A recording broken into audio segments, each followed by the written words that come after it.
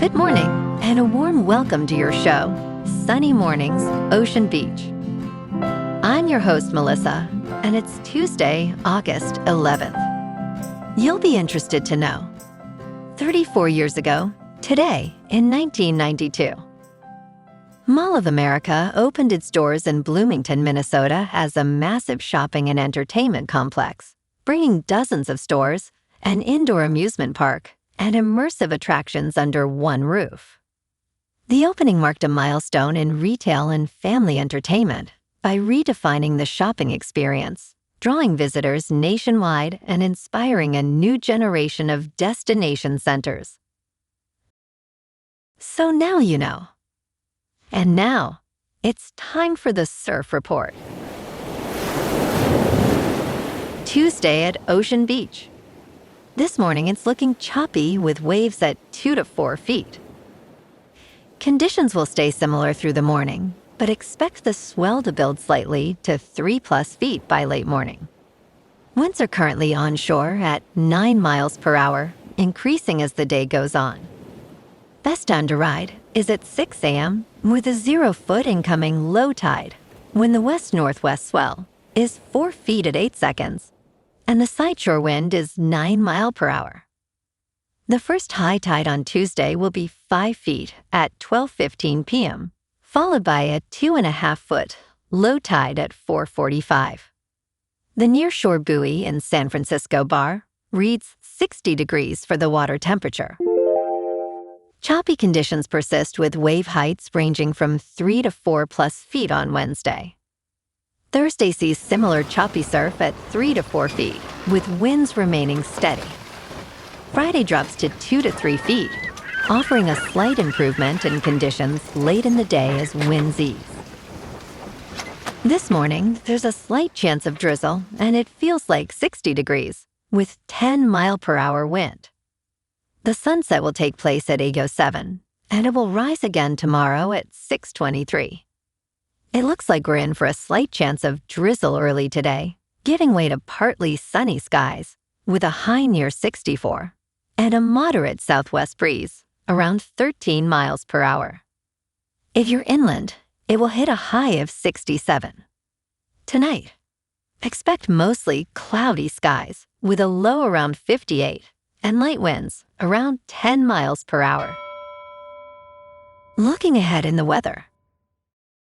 This morning, there's a slight chance of drizzle, and it feels like 60 degrees, with 10 mile per hour wind. The sunset will take place at 8:07, and it will rise again tomorrow at 6:23. It looks like we're in for some mostly cloudy skies today, with a high around 60 and a mild breeze. Tonight, expect continued mostly cloudy conditions, with a low of 56 and light winds picking up a bit. Bonjour, food enthusiasts. This podcast is brought to you by Versailles Cafe and Pastries in Encinitas.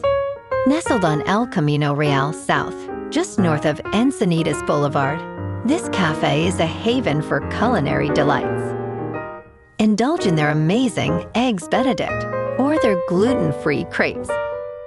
You can grab a panini for lunch or just breeze on through to get your morning coffee. They are open every day from 8 to 5. So stop on by and don't forget to tell them Sunny Morning sent you. In local news, California can see the highest sea levels on record this year thanks to a historic El Niño, climate change, and extreme tides.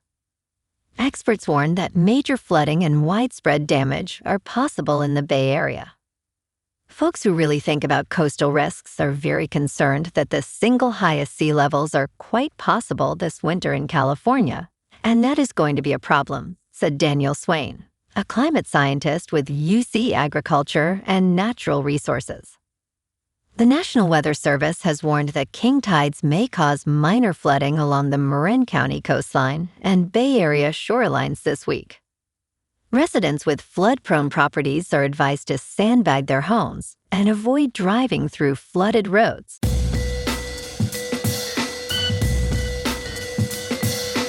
Now on to sports. In this week's injury report, starting pitchers experience significant setbacks across baseball. The Rays lost Griffin Jax due to an elbow injury, and Nathan Eovaldi was placed on the 15-day injured list with right posterior elbow inflammation. Hunter Green's season is over as he undergoes season-ending elbow surgery. On a positive note, Blake Snell is set to return on Tuesday against the Royals after surgery to remove loose bodies from his left elbow. In local sports, tonight the Giants are back at Oracle Park for Game 2 against the Astros. First pitch at 6:45, after dropping the opener 3-6 on Monday behind a strong outing from Blade Tidwell. Jung-Hoo Lee and Drew Gilbert both went deep, but the bullpen couldn't hold it, and San Francisco has now lost 3 straight, dropping to 49-70. Carson Whisenhunt takes the mound against Houston's Hunter Brown as the Giants look to even the series before Wednesday's finale. Behind the plate, catcher Daniel Susac is on the 10-day injured list after fracturing his patella Sunday against Detroit, his third IL stint this year. Over at the 49ers, tough camp news. Receiver Ricky Pearsall is done for the season, placed on injured reserve with lingering issues from last year's PCL injury. San Francisco also signed running back Khalil Herbert and lineman Titus Leo while waiving Ely Apple. Nick Bosa remains out with soreness, but Brock Purdy has looked sharp through camp. And the Warriors are mourning Hall of Fame coach Don Nelson, who died Sunday at 86. Steph Curry called him the man who gave him his shot in the league. In top news, Mark Zuckerberg said in an essay published on Meta's website that artificial intelligence tools should be shared with as many people and businesses as possible. Zuckerberg expressed his belief that superintelligence will advance national security, lead to greater economic prosperity, and promote scientific and creative achievement. He envisions free or affordable access to artificial intelligence for all, aiming to provide tools to billions of people. Zuckerberg disputes concerns about job displacement, stating that new job types will emerge instead.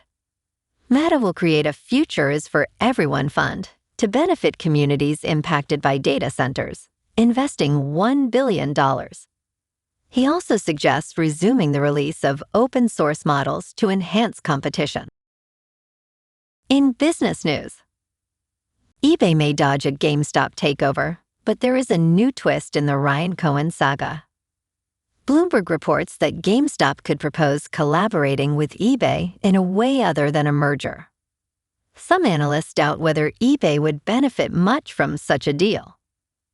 GameStop Chief Executive Officer Ryan Cohen is reportedly weighing whether to back off his plan to buy eBay outright and to find a different way to work with the online auction site instead.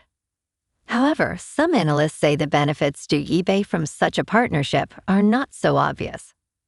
Bloomberg also reported that Cohen is now considering proposing a partnership or joint venture that would enable eBay to leverage GameStop's roughly 1,600 United States retail locations.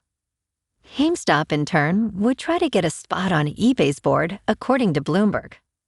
In crypto movement, Bitcoin is down 2% to $64,000.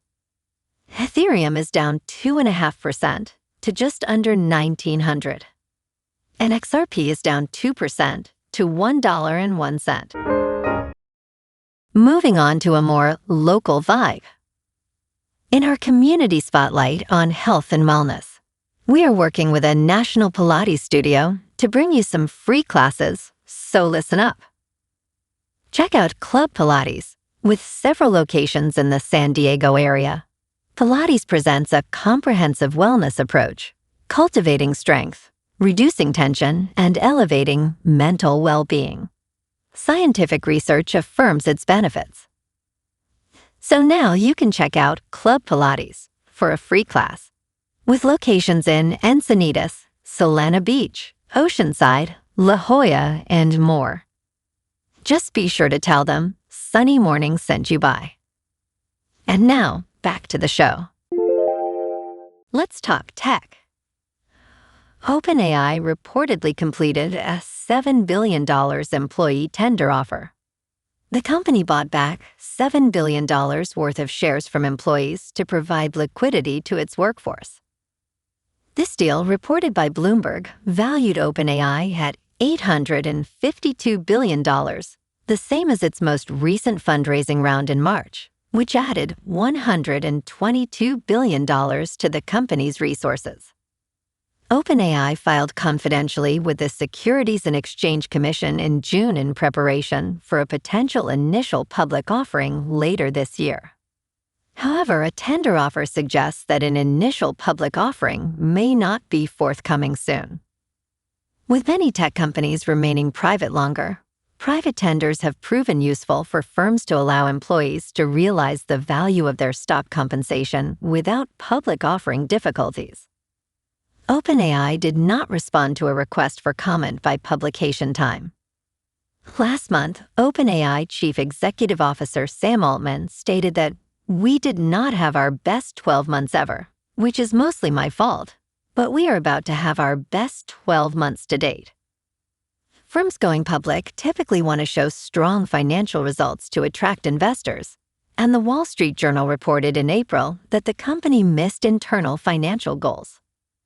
While OpenAI's incredible growth in products are likely to generate massive interest in public markets, the potential debut of rival Anthropic, which was reportedly profitable earlier this year, gives the company a reason to ensure it puts its best face forward.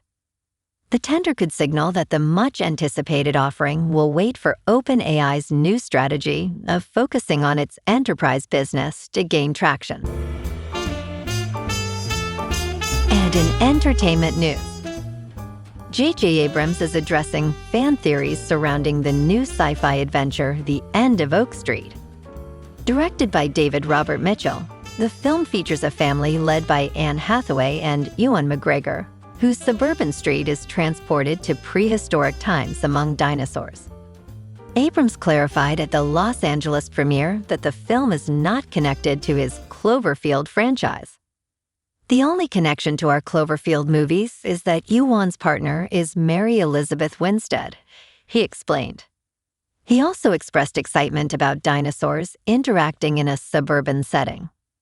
Abrams shared his pride in his daughter, pop star Gracie Abrams, as she makes her acting debut. "I know how hard she's working," he said. The End of Oak Street opens in theaters on Friday. Well, alrighty, folks. It's time for the quote of the day.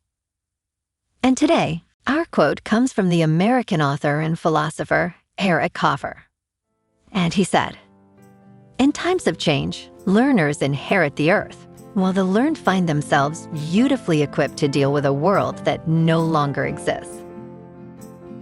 And that's a wrap for this morning. You can check out our Instagram, YouTube, and TikTok for some captivating aerial videos with local news and the surf reports.